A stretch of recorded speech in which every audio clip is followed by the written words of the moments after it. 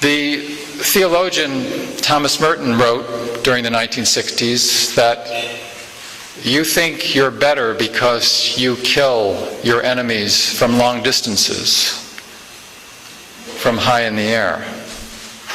And in 2007, we think that we are better. We don't engage in suicide bombings with the tacky, low-tech process of strapping explosive belts to our own bodies or explosive vests. We do it the civilized way. We, without compunction quite often, at least with our passivity, participate in burning our enemies from high in the air. And that's supposed to signify our higher moral standards. And maybe during the Q&A we can talk about this, and maybe you can help me on this.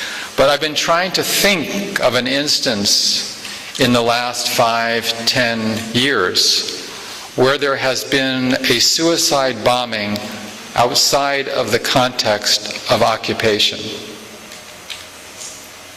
Gaza, occupied Palestine in general, Iraq. All these suicide bombings are taking place in countries where people are being occupied by a foreign power, where most people don't want them to be there.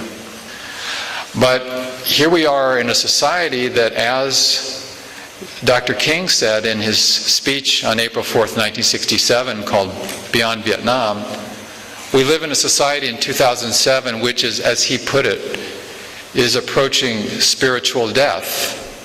And it's very interesting because if you read the speech, he says a society that is spending more on military defense than on social uplift. If you're spending more on military defense than on social uplift year after year, then as a society you are approaching spiritual death. And we're in a culture where this is all, of course, very normalized. This war in Iraq and the war in Afghanistan are, among other things, very, very lucrative.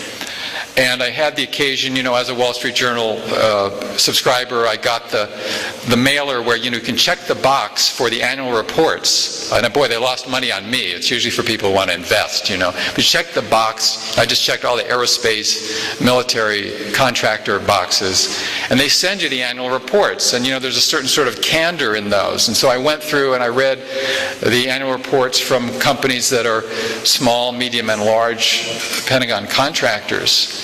And they were very bullish on their prospects because, as they said in many different ways, we think that the market for what we provide, and this was everything from Boeing with $50 billion a year in sales down to some company somewhere that's selling a few contracted bits of equipment to the U.S. military in Baghdad.